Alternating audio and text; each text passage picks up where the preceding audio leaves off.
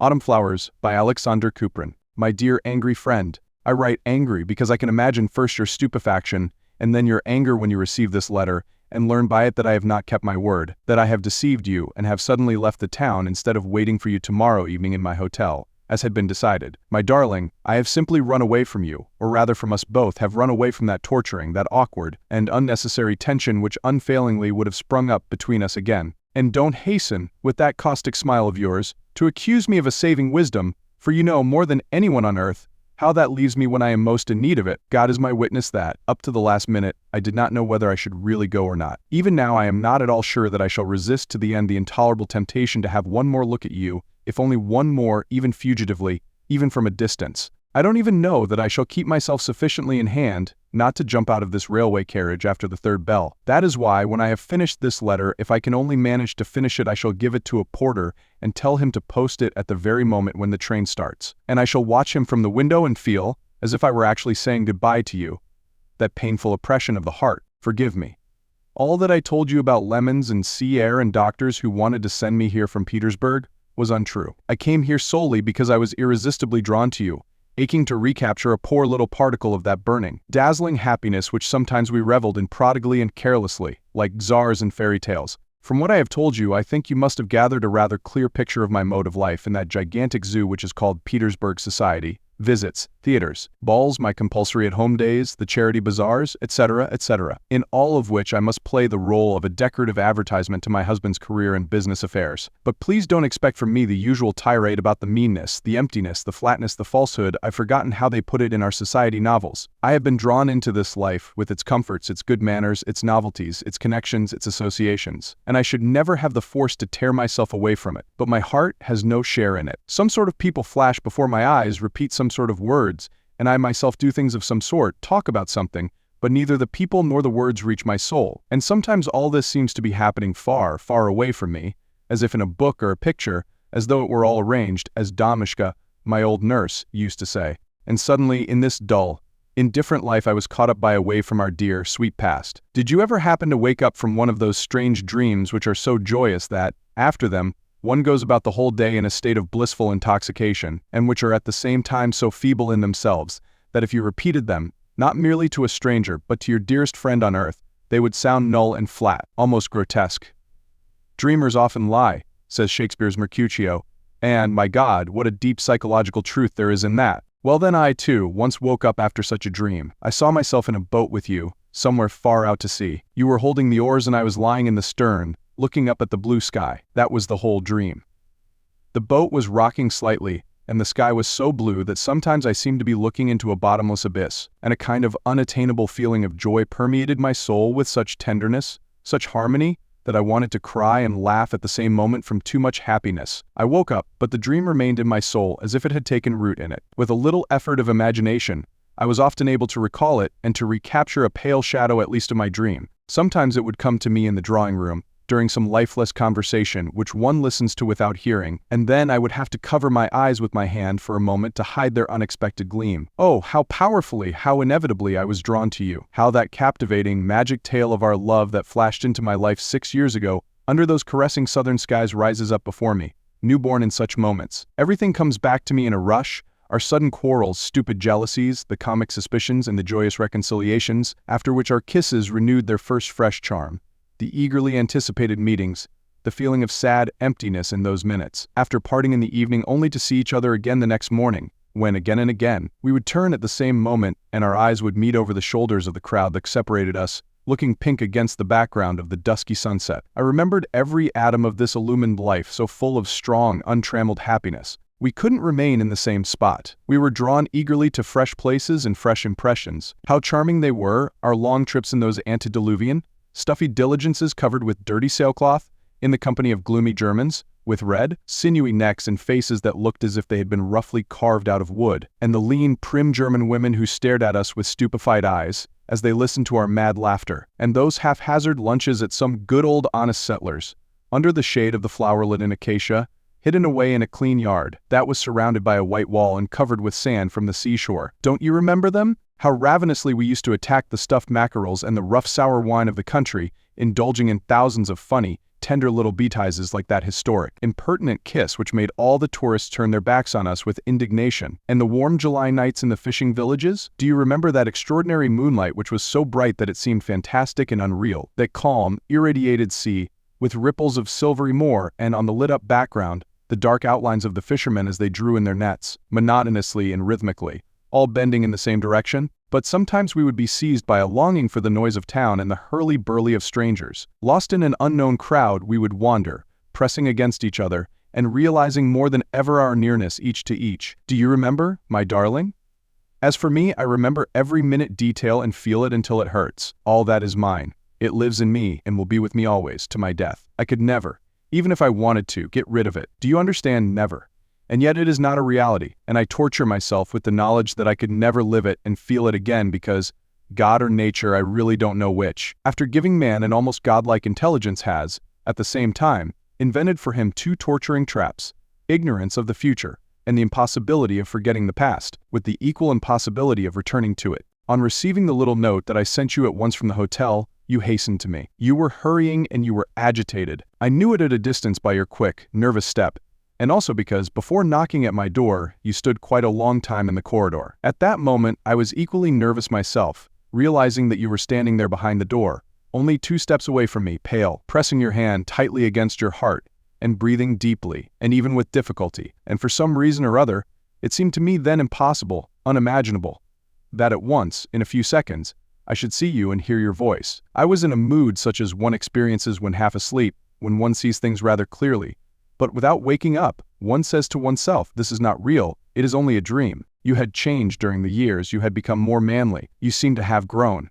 Your black jacket suits you much better than your student's tunic. Your manners have become more collected. Your eyes look at one with more assurance and more coldly. That fashionable, pointed little beard of yours is decidedly becoming. You thought that I too had improved in looks, and I quite believe that you said it sincerely, all the more because I read it in your first, quick, slightly surprised glance. Every woman, unless she is hopelessly stupid, will realize unerringly the impression that her appearance has produced. All the way down here in the train, I was trying to imagine our meeting. I admit that I never thought it would turn out so strange, so awkward for both of us. We exchanged unimportant, commonplace words about my journey, about Petersburg, about our health, but the eyes of each were searching the other's, jealously looking for what had been added by time and the strange life that was completely unknown to the other. Conversation failed us. We began with vous in an artificial affected tone, but both of us soon felt that every minute made it more difficult and more stupid to keep it up. There seemed to be between us some foreign, oppressive, cold obstacle, and we did not know how to remove it. The spring evening was quietly fading. It grew dark in the room. I wanted to ring for lights, but you protested against it. Perhaps the darkness helped us in our decision to touch upon the past. We began to talk about it with that kindly condescending mockery with which grown-up people allude to the pranks of their childhood. But the odd part of it was that the more we tried to deceive each other and ourselves and appear gay and indifferent, the sadder grew our tone. At last we became silent and sat for a long time, I in the corner of the sofa, you in the armchair, without moving, almost without breathing. Through the open window there came to us the indistinct drone of the large town, the noise of wheels, the hoarse shrieks of the tramway hooters, the jerky bicycle bells, and, as always on spring evenings, these sounds reached us softened into a melancholy that was almost tender. Through the window one could see a narrow strip of the sky, pale as faded bronze, and against it, the dark silhouette of a roof with chimneys and a watchtower that shimmered faintly. In the darkness I could not distinguish your figure, but I could see the shining of your eyes fixed on the window, and I thought there were tears in them. Do you know what comparison occurred to me while we silently reviewed our dear, touching memories? It was as though we had met,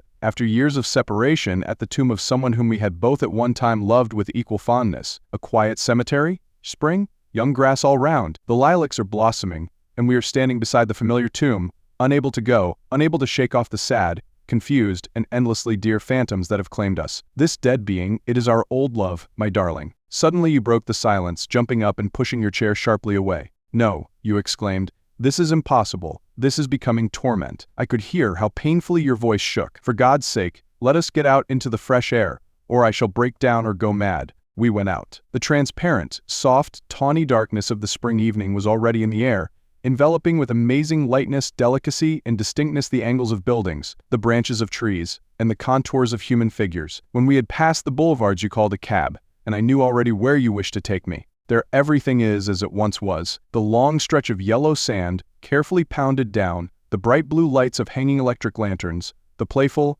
exhilarating sounds of the military orchestra, the long rows of little marble tables, occupied by men and women, the indistinct and monotonous talk of the crowd, the hastily darting waiters, the never-changing, stimulating environment of an expensive restaurant. Heavens, how quickly, how ceaselessly the human being changes, and how permanent and immovable are the places and things that surround him. In this contrast, there is always something infinitely sad and mysterious. You know, it has sometimes been my lot to stumble on bad lodgings, not merely bad, but disgusting, utterly impossible, and, in addition to this, to encounter a whole series of unpleasant incidents, disappointments, illness. When you change lodgings like those, you really think that you have entered the zone of heaven. But a week or so later, it is enough to pass by chance that very house and glance up at the empty windows with the white placards stuck on them, for your soul to become oppressed by a painful, languid regret. It is true that everything there was odious, distressing, but all the same, you seem to have left there a whole strip of your life, a strip that you cannot recover. Just as before,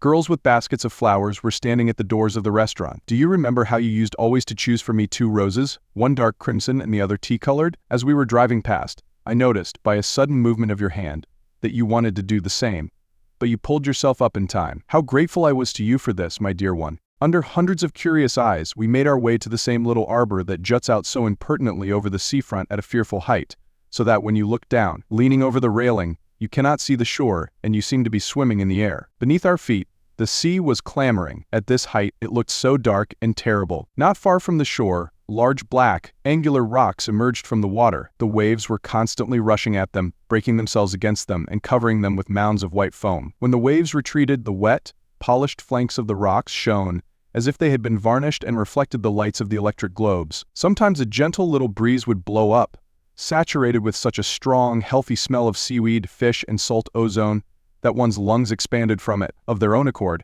and one's nostrils dilated. But something bad, dull, and constraining was more and more surely chaining us down. When champagne was brought in, you filled my glass and you said with gloomy gaiety, "Well, let us try to get a little artificial life. Let us drink this good, brave wine, as the fiery French say." No, in any case, the good, brave wine would not have helped us. You grasped at yourself, for you added immediately, with a long sigh, "Do you remember how we used to be, both of us, from morning till night, drunk without wine merely from our love and the joy of life?" Below, on the sea, near the rocks, a skiff appeared, its large white stately sails swinging prettily as it dipped and rose through the waves. In the skiff, one could hear a woman's laugh, and someone, probably a foreigner, was whistling, quite in tune with the orchestra, the melodies of the Waldteufel waltz. You too were following the sails with your eyes, and, still looking at it, you said dreamily, "It would be nice to get into a little boat like that and go far out to sea, out of sight of land. Do you remember how we used to do it in the old days?" Yes, our old days are dead. It slipped from me unintentionally, in answer to my thoughts, and immediately I was frightened by the unexpected effect that the words produced on you. You grew suddenly so white and threw yourself back in your chair so quickly that I thought you were fainting. A minute later, you began to speak in a strangled voice that seemed suddenly to have become hoarse. How oddly our thoughts have met. I was just thinking the same. It seems to me fantastic, unreal, impossible that it was really we, not 2 other people, quite strangers to us, who 6 years ago loved each other so madly and reveled in life so fully, so beautifully. Those 2 have long ceased to belong to this world. They have died. We returned to the town. The road ran through cluster after cluster of villas built by the local millionaires. We passed impressive cast iron railings and high stone walls behind which the thick green of platanes hung down over the road, enormous gateways carved like lace work, gardens with wreaths of many-colored lanterns, magnificent verandas, brilliantly illuminated, exotic plants in the flower gardens in front of villas which seemed like magic palaces. The white acacias had such a strong odor that the aroma of their luscious sweetness could be felt, even on one's lips. Sometimes we experienced, for a second, a damp chilliness, but immediately afterwards we passed once more into the perfumed warmth of the quiet spring night. The horses were running fast, their hoofbeats falling loudly in even time. We swayed gently on the carriage springs as we sat silent. When we were nearing the town, I felt your arm cautiously, slowly, winding round my waist, and quietly but insistently it drew me to you. I made no resistance but did not yield to this embrace, and you understood, and you were ashamed. You withdrew your arm and I groped in the dark for your hand, gratefully pressing it, and it answered me with a friendly, apologetic pressure. But I knew that your wounded male pride would assert itself all the same, and I was not wrong.